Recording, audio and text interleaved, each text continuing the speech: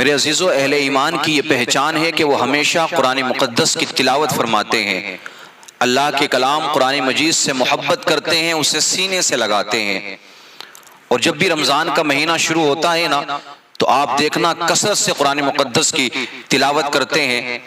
اور یہ آپ اور ہم سب جانتے ہیں کہ نماز تراویح میں بھی قرآن مقدس کی تلاوت کی جاتی ہے۔ تو قرآن یہ مومنوں کے لیے ہدایت ہے، شفا ہے، رحمت ہے، جیسا کہ قرآن مقدس کی آیت بتاتی ہے، یا ایھا الناس قد جاءتکم موعظۃ من ربکم وشفاء لما فی الصدور وہدی ورحمۃ للمؤمنین۔ تو میرے عزیزو، ہم اس سے شفا حاصل کرنے کی کوشش کریں، قرآن مقدس کی تلاوت کریں اور اس کی برکتیں ہم حاصل کرنے کی کوشش کریں۔ آپ دیکھیں قرآن مقدس کی اگر ایک سورت پڑھ کے بھی اگر کسی بیمار پر دم کر دیا جائے تو اللہ رب العزت اس بیمار کو شفا عطا فرما دیتا ہے۔ سلطان الہند عطائے رسول حضرت سیدنا خواجہ غریب نواز معین الدین چشتی اجمیری رحمت اللہ تعالی علیہ فرماتے ہیں، جو بیماری کسی دوا سے درست نہ ہوتی ہو تو سرکار غریب نواز فرماتے ہیں کہ فجر کی سنتوں کے بعد میں اور فرضوں سے پہلے فجر کے سنتوں اور فرضوں کے درمیان میں 41 مرتبہ سورہ فاتحہ کو بسم اللہ کے ساتھ پڑھ کر اس بیمار پر دم کر دیا جائے کہ جو بیمار کہیں سے شفا یاب نہیں ہو رہا ہے، جس کو کوئی دوا نہیں لگ رہی ہے، کوئی میڈیسین کام نہیں کر رہی ہے، سورہ فاتحہ پڑھ کر دم کر دیا جائے اس بیمار پر تو اللہ رب العزت اس بیمار کو شفا عطا فرما دیتا ہے۔ لا علاج بیماری کا علاج قرآن مقدس کے اندر موجود ہے۔ لیکن میرے عزیزو، ایمان بھی تو پھر ہمارا ایسا ہونا چاہیے نا، ہمارا عقیدہ بھی تو اتنا مضبوط اور اتنا پختہ ہونا چاہیے۔ ہم ڈاکٹرز کو اور حکیموں کو، طبیبوں کو لاکھوں روپے دینے سے کتراتے نہیں ہیں۔ میرے عزیز، بندہ اطمینان حاصل کرنے کے لیے نا سب کچھ کرتا ہے، لیکن آپ اگر ایمان والے ہیں نا، آپ قرآن مقدس کو مانتے ہیں، قرآن مقدس سے محبت کرتے ہیں، پیار کرتے ہیں، تو قرآن مجید سے شفا حاصل کرنے کی کوشش کریں، اپنے علماء سے رابطہ کریں، وہ آپ کو انشاءاللہ بتائیں گے۔ سرکار غریب نواز فرماتے ہیں، الفاتحۃ شفاء من کل داء، سورہ فاتحہ ہر مرض کے لیے شفا ہے اور ہر درد کی دوا ہے۔ اور جو بھی اللہ کا بندہ سورہ فاتحہ کی تلاوت کرتا ہے، اللہ رب العزت اپنے اس بندے کو 1,24,000 انبیاء کرام علیہم الصلاۃ والتسلیم کا ثواب عطا فرماتا ہے۔ سرکار غریب نواز فرماتے ہیں کہ جو بھی اللہ کا بندہ قرآن مقدس کو دیکھتا ہے محبت بھری نگاہوں سے، کبھی بھی نہ اس کی آنکھوں کی روشنی کم نہیں ہوتی ہے، بلکہ قرآن مقدس کو دیکھنے کے صدقے میں اللہ اس کی آنکھوں کی روشنی میں اضافہ فرما دیتا ہے، اور اس کی آنکھ کبھی دکھتی بھی نہیں ہے اور کبھی نہ آنکھ میں خشکی پیدا ہوتی ہے۔ آپ فرماتے ہیں کہ ایک نابینا شخص تھا، وہ نہ بہت زیادہ پریشان تھا، خواہش تھی کہ آنکھوں کی بینائی واپس آ جائے، یہ میری نابینائی دور ہو جائے، میری آنکھوں کو بھی روشنی مل جائے تاکہ میں دنیا کی رنگینیوں کو دیکھ سکوں۔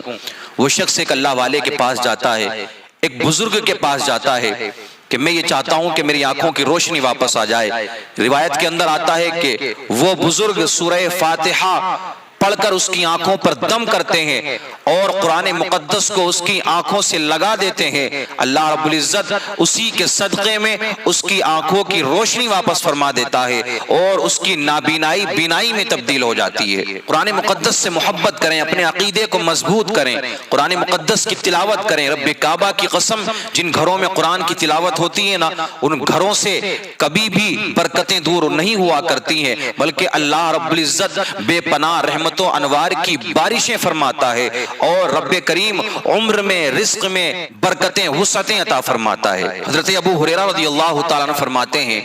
کہ ایک مرتبہ آقا کریم صلی اللہ تعالیٰ علیہ وسلم نے مجھے غلے کی حفاظت کے لیے مقرر فرمایا۔ جب میں رات کو غلے کی حفاظت کر رہا تھا، ایک شخص آیا اور اس نے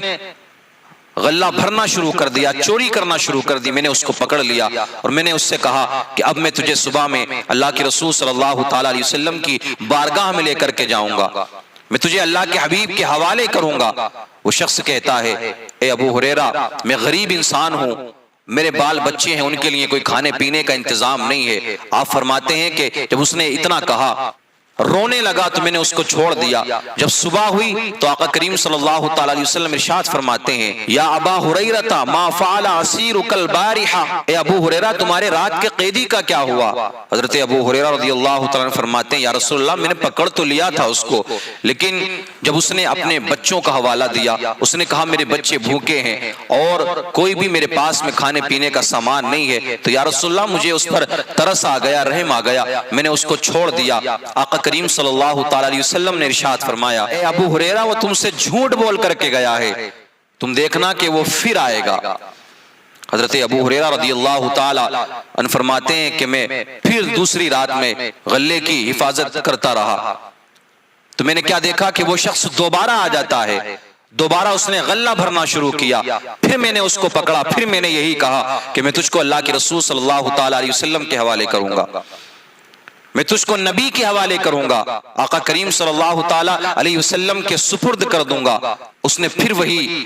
حوالہ دیا کہ میرے بچے بھوکے ہیں، میرے بچوں کے پاس میں کچھ کھانے پینے کے لیے نہیں ہے، میرے گھر میں کوئی بھی سامان کھانے پینے کا نہیں ہے، اے ابو ہریرہ مجھے جانے دو۔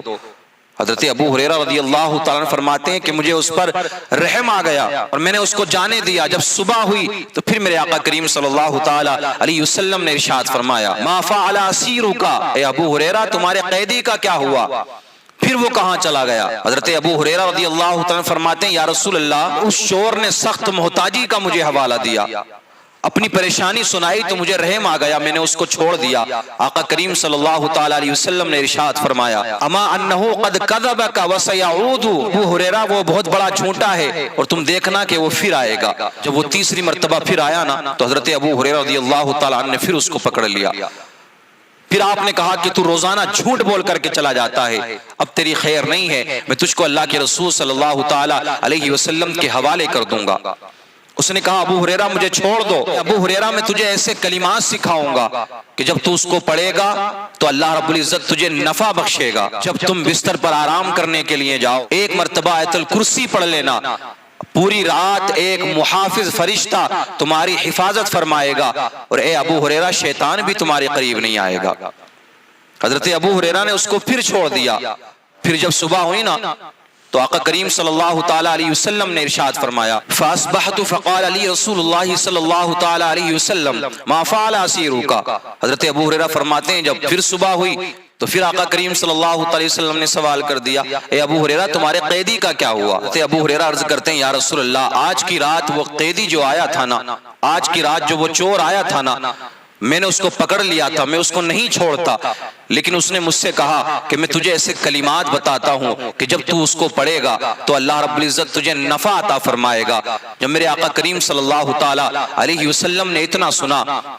تو اللہ کے حبیب ارشاد فرماتے ہیں اما انہو قد صدقک وہو کذاب، اے ابو ہریرہ اس چور نے سچ کہا ہے لیکن وہ بہت بڑا جھوٹا ہے۔ اللہ کے حبیب نے ارشاد فرمایا اے ابو ہریرہ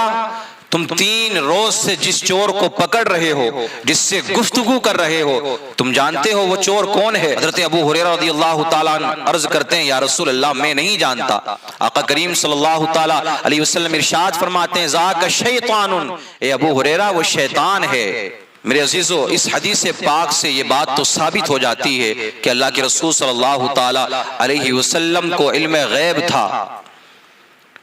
کیونکہ میرے آقا روزانہ حضرت ابو ہریرہ سے فرماتے تھے اے ابو ہریرہ وہ چور پھر آئے گا، اور وہ چور آتا تھا۔ اور دوسری بات یہ پتا چلتی ہے کہ جب بھی کوئی اللہ کا بندہ آیت الکرسی پڑھ کے، جو قرآن کا ایک جز ہے، قرآن کی ایک آیت ہے، قرآن کا ایک حصہ ہے،